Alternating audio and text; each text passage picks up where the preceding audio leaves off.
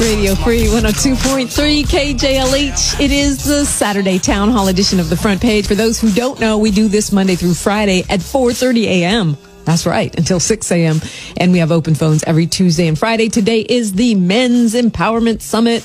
It's on. It starts at 10 right after this show at kjlhradio.com. And we've got, building black wealth seminars. We've got justice reform seminar with Steve Bradford, our senator from the state of California. Lots and lots of great stuff. So go to kjlhradio.com. You'll also be able to get it on demand. Right now, though, we are talking pandemic. We're talking with Dr. Hosea Nelson. He is really one of the premier scientists in this country. He's a chemist. He does research and work at UCLA. And he's been kind enough to get a caller during the break who couldn't stay on the line. I guess they're working Saturday. Who wants to know, you sort of addressed this, but maybe let's address it again. Has the Moderna or Pfizer vaccine been tested on black people, found effective on black people, and which one is better? Dr. Nelson, can you hear me? I'm sorry, I was on mute. And so that's a great question. And so there were African-American people involved in both studies. And so that's good. It means it's been tested on black people. Which one is better? That's a debatable question. So right now they're based on the same exact technology, basically. And so it's the same stuff. It's the same vaccine, and they're just packaged differently. And so one requires lower temperature storage than the other. But other than that, I would not distinguish between the two. So if I had a choice between the two vaccines, I would flip a coin because they're based on the same new mRNA technology. Great. Let's go to Mary calling us from Compton. Hi, Mary. Good Jumbo. Jumbo. Good morning. My question is this. They're asking everybody to get tested. Is that the purpose of that is to find out where it's spread in what areas? But the main question I wanted to know is if you are infected, will you be given the vaccine and will it do any good? And I'll take my answer off the air. Okay. So if you've been tested and you're positive or you're sick or you've already been sick, can you get the vaccine and will it be helpful for you? Interesting question, Mary. That's a good question. And so, the kind of, the thoughts in the medical community now are this, the immunity. So you get infected. First of all, if you're sick with COVID and COVID positive, my advice, and I'm not a medical doctor, so you should confirm this with your medical doctor, would be to stay at home, quarantine for 14 days, unless you have symptoms that necessitate you going to get care in a hospital. But past that, it's believed, and I think at least anecdotally at this point, so we don't, the data to support this isn't fantastic, but it's believed now that once you have COVID, you are less likely to get COVID again. So you get some immunity from getting COVID. However, the type of immunity you get from a natural COVID infection versus a vaccine could be different. And it's actually it's possible, and even some would say likely, that the immunity you get from the vaccine is better than the immunity you get from actually having the disease. And so at this point, the word out there is that even if you have antibodies, meaning you were previously sick with COVID, you should still get a vaccine. Because, it's unclear, even if there is immunity from being sick, even if you are less likely to get COVID the second time, it's unclear how long that lasts. And we do know that the immune response generated from the vaccine is very, very effective. And so I think most folks are arguing that regardless of your previous COVID situation, you should get the vaccine. Mary brings up some interesting questions that tend to come up a lot, especially lately around testing. People are saying, why are they asking everyone to get tested? So let's start there. Yeah, so, I think, at this stage in the pandemic, right, we have 100,000 people getting COVID every day, close to 3,000 people dying every day. In some places in the country, there's 25% positivity. Even here in LA, where 1 out of 10 or almost 1 out of 10 people have, that gets tested, test positive. So in the beginning, having a lot of tests and contact tracing, finding out who tested positive, who they came in contact with, was the most effective way to completely shut this thing down. At this point, testing is still very, very important. It's not going to allow us to completely shut this thing down, at least using the kind of tests we have now, but still, it'll let you know if you're COVID positive. So it turns out that a lot of people they're not sick. They don't even have a sniffle, but yet they're loaded with COVID and they can come in contact with people and get them sick. And so that testing, that broad community testing, is going to let people know who don't have symptoms that they have COVID and they need to quarantine and keep their contacts, loved ones, and friends safe. And so, with this disease, it's not like other diseases where if you got it, you're sick and you stay home. Here, you don't really know you have it unless you get a test. And so it's still a really important part of controlling this disease. I think at this point, there's so many COVID positive people out there, we just have to pretend that everyone has COVID. And that means we all got to wear masks and we got to try and socially distance and we got to have, great hygiene and try to avoid gatherings as much as possible. But still, a test is really the only insight to whether or not you have the disease and whether or not you can spread it. Okay, great point. I had a friend who's, asking if people are getting tested repeatedly because they test negative and then they test positive and then they test negative. One, does that mean the tests are, not really reliable? And two, is that person getting counted as 4 or 5 patients who are, let's say I test 3 times and 2 of them are positive. Am I being counted as 2 people that have COVID? So to answer the second part of the question, I'm not familiar with how those numbers are tabulated. My guess is that, yes, if one person, tests positive twice, my guess is that they would be counted twice, but I really can't speak to that with any authority. On the flip side, the first question I know quite a bit about. So it turns out that with testing, the way that the FDA sets up the guidelines for people that are, scientists that are making new tests is that we're not allowed to have, when we develop tests for the community, we're not allowed to have false positives. That means that if you get a positive COVID test, the likelihood that you do not have COVID is infinitesimally small.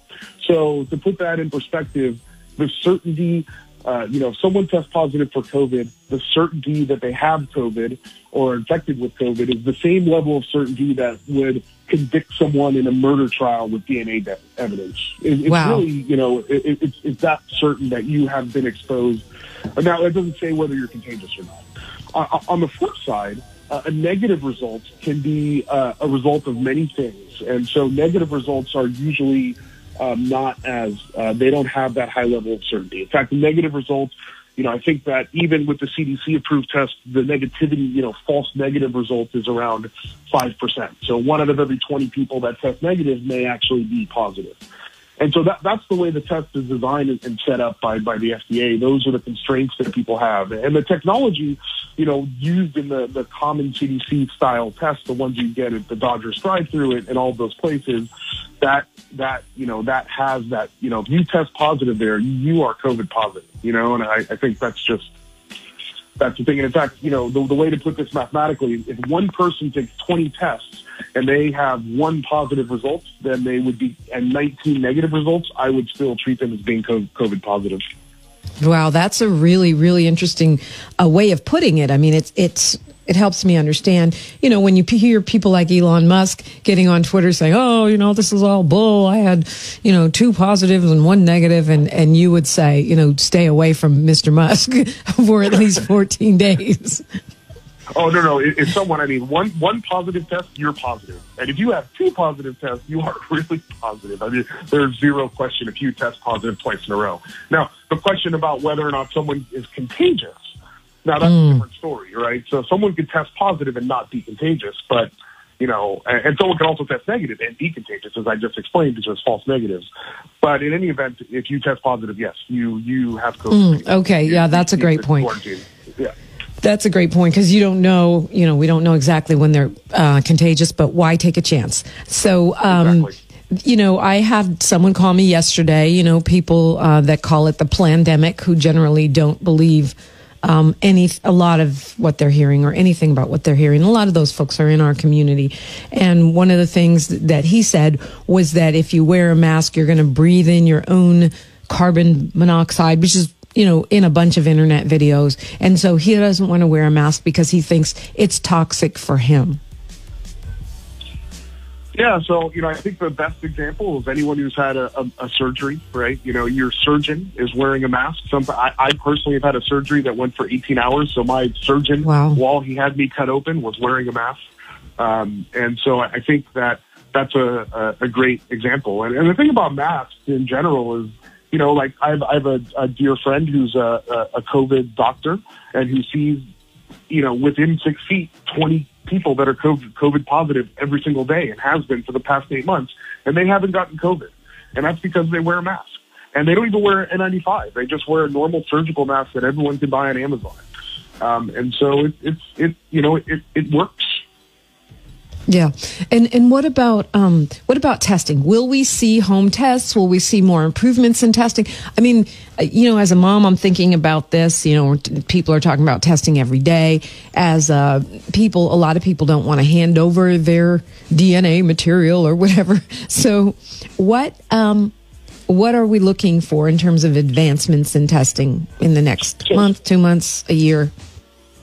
So there've already been some advancements. So first of all, from my perspective, my lab actually, as soon as the pandemic started, we started trying to develop home test kits, and we're not quite there yet. Hopefully, some other people in the community are, right? Because really right now, from my perspective, the best testing scenario would be an accurate test that only takes 5 or 10 minutes, right? So then you can have that test at the front of a school, you can have that test at a store, you can have that test at work. And that's ideal, almost as ideal as having a test you can do at home. And we're not quite there yet. I think my own lab and other labs in the community are getting, darn close. In my case, we'll probably not anything this year for this pandemic, but I'm certain that other research groups are getting closer. So that being said, there's a lot of other issues with testing. So one of the biggest issues with testing was the scalability, meaning how many tests could be manufactured, and also the cost. So even, in the beginning of the pandemic, I think the actual costs for a testing lab was $50 a test, right? If you start doing math, talking about testing, 100 million people every day, you can imagine that's a big number. So what has happened is there's been developments, a lot of them happening at universities. So the University of Illinois at Chicago, they've dramatically cut the cost of testing by removing some of the reagents. Like actually, swabs are expensive, and the solution you use to transport the swabs are expensive. Now, the standard test, you do one of those nasopharyngeal swabs where they stick this long Q-tip up your nose, and a doctor or someone wearing PPE has to do it. So UIUC, they developed just a test where you spit in a tube, and that's dramatically dropped the price, and they're able to do a lot of testing. There's another test actually developed by one of my dear friends at UCLA, Sri Kasuri, and they have a pretty good test that actually only costs around $10 a test now, and they have the capability to run, thousands and thousands of tests a day just in one lab. The problem is those test results take around 8 hours to come back, but that's still great, right? That's still better than I think. That's amazing, yeah. So that's some of the waiting, better than the waiting times out there, and that's just come online. And I know it's going to be used at UCLA and probably going to be available to the broader Los Angeles community over time. I think the testing issue, is the one thing that makes me the maddest, because I think when this is all said and done, we really should, kind of pin our leaders and politicians to the wall, because really, there could have been a greater effort to mobilize our resources to get, high-level, fast, available testing much sooner, which would have, prevented us to getting to the point where we're at now. And so I think I usually am not big on making political comments, but I think we really need to hold, people responsible when this is said and done for not taking leadership and really kind of managing the resources in this country. We could have been a lot better. We should be a lot better at testing, and there's no question about that. Yeah, but, I mean, it's going to get better. I know that. Yeah, no, and I know that you don't really make political statements. You're a scientist, but you look at this and it's like we have more resources than most any country in the world. Why are we the problem? Like, why is the U.S., one of the hot spots of the whole world? It doesn't even make sense. So for me, it's something I always think about as a reminder of why leadership is important, not just for abstract political reasons, but for daily quality of life reasons. And earlier in the show, when you talked about how this particular type of scientific testing had been, at issue of whether or not the funding would continue, and President Barack Obama went ahead and okayed that funding, and now here we are, benefiting from that. It's just another reminder why, are being engaged and paying attention to who is, making those dollar decisions is super important. That was my political statement, not yours, but I certainly think, it's instructive, and I'm glad we're going to have a new leadership. Even, President-elect Joe Biden saying he would like us to wear masks for 100 days. Some people, upset by that. But to me, that's what we're talking about. That's something simple, a national plan. Okay, now everybody's doing it. That should help, right? Look, I mean, if we wore masks, for this 3-month period, we're too far along now to shut this thing down completely. I mean, right. I hate to say it, but it's the truth. But what we can do is stop us from having 500,000 people dead in April, and so, that mask mandate include, would be fantastic, and I wish that the leadership had the power to come in and say, no, actually everyone's required to wear a mask, because in the end, besides these kind of, I'll just say it, nonsensical claims that wearing a mask is bad for you, there's really no reason not to wear a mask. It's really not even that big of an inconvenience. And well, they're not cute, but it's not sexy. But I can live with that for a few months. I mean, I think it's stupid to say we can't mandate masks. You mandate pants. You try walking around naked and see what happens. You will go to jail for, indecent exposure. I don't understand. Oh, we can make you wear pants, but we can't make you wear a mask. Not logical to me. Okay, we're going to go to T calling us from Inglewood. Good morning, T. Hi, this is T calling from Inglewood. I have a question for the doctor. Mm-hmm. In the past, I've taken the flu shot, and I stopped taking it because after twice, I became ill, very ill. And my biggest concern here is with the vaccine.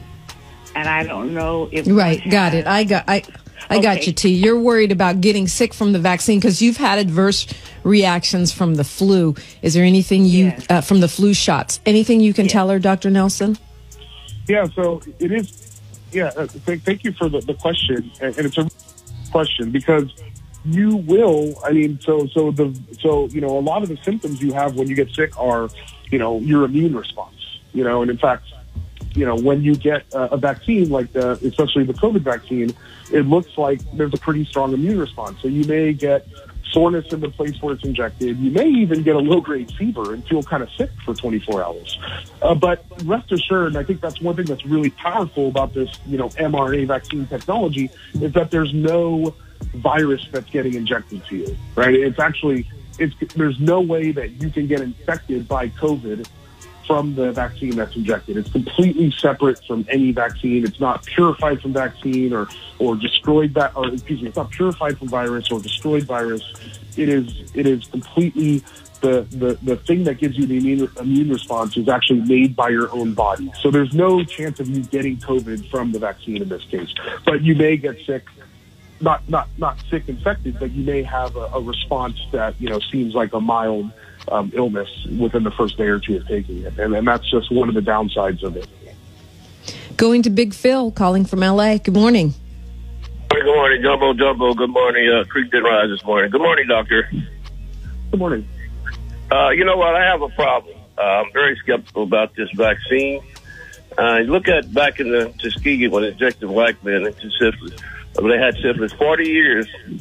And they experimented on the black guy. And let me say one thing. It's like the end of the world. Like, we're about to die. Everybody's going to die.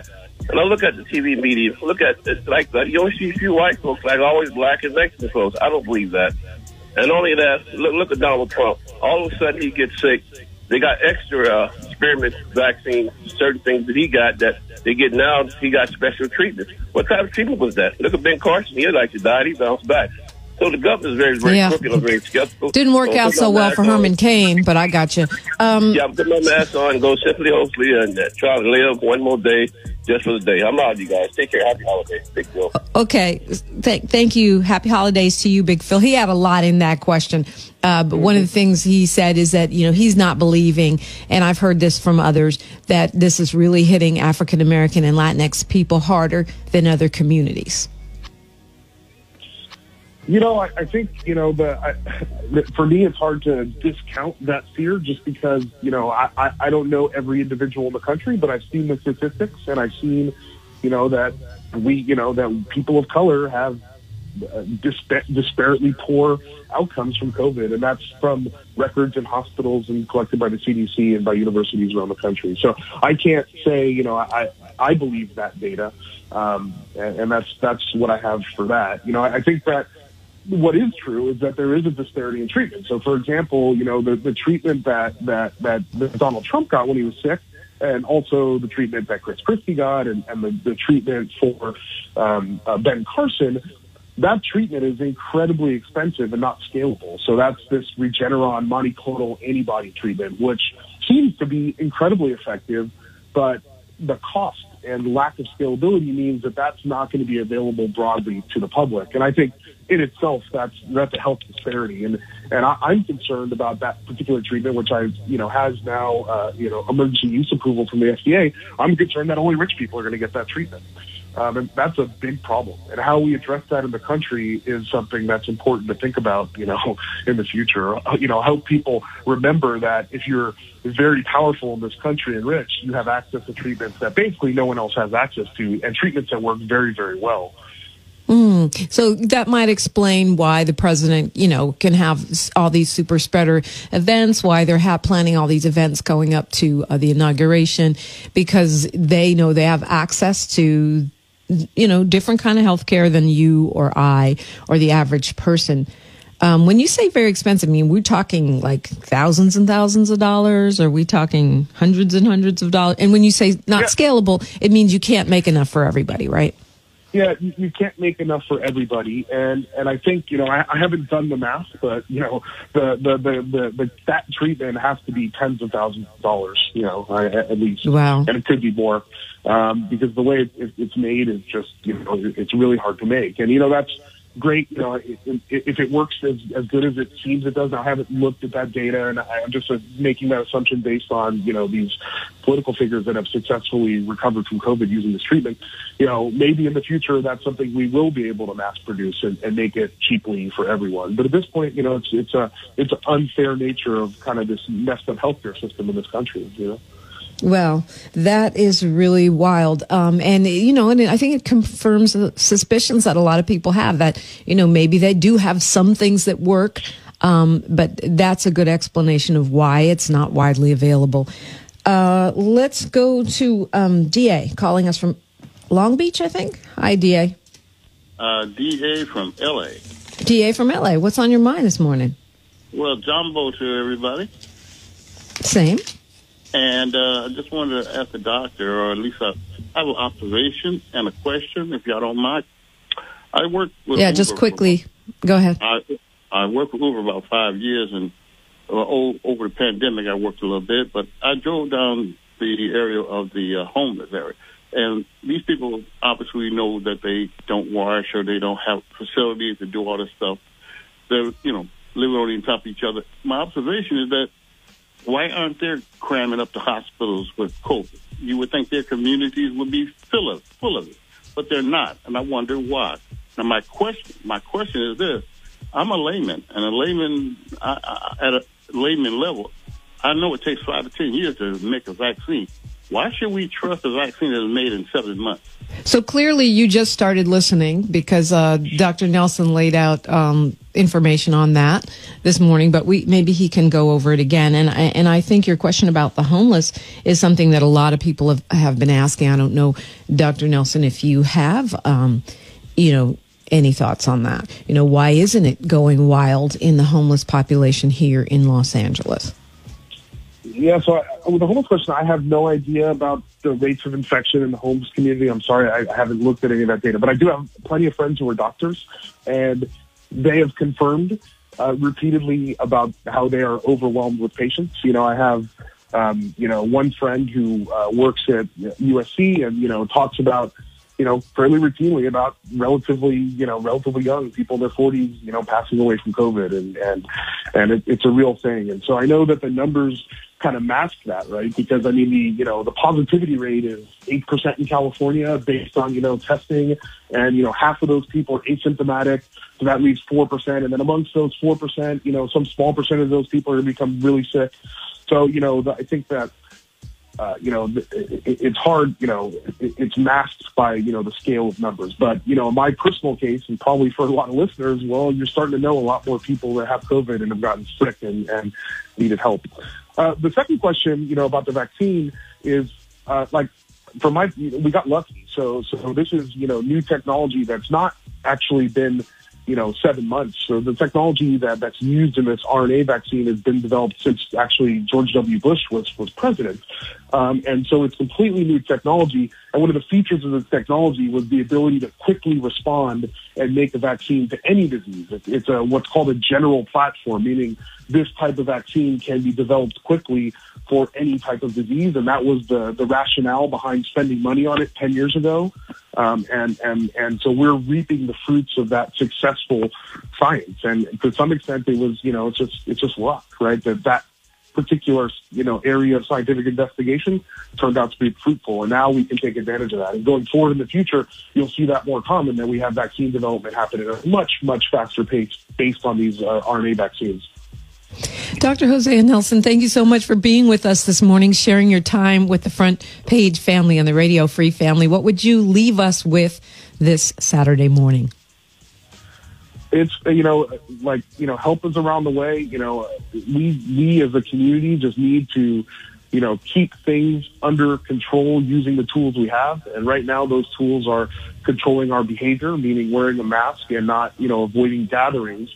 And, if we can do that, we're going to end this thing earlier. The more we can control it now, the more, the faster the vaccine will be effective, the less vaccine doses we need to, get this thing completely under control. And right now it's I think the big concern for me personally is, in the holidays, I want to visit my mom for Christmas. And so I'm lucky in that I work at a job where I can socially, or I can stay isolated for 10 days before I go see her. But if I were not able to stay isolated for 10 or 14 days, I wouldn't go see her because I don't want to, potentially infect her with COVID because she's older. And so I think the other message is we're close, take care, but take a special care now with family gatherings and protect the older people in your family by not going to see them or taking, 2 weeks before going to see them to be completely isolated. And as hard as that is to swallow, I think that's just the hard truth that we all have to accept at this moment in time. Dr. Hosea Nelson, thank you for joining us, and thanks for all the great work you're doing over there at UCLA and continuing to research solutions as a chemist, who also comes from our community. Much appreciation. Thank you, Dominique. Bye-bye. Continuing our conversation on the Front Page Saturday Town Hall edition right after this.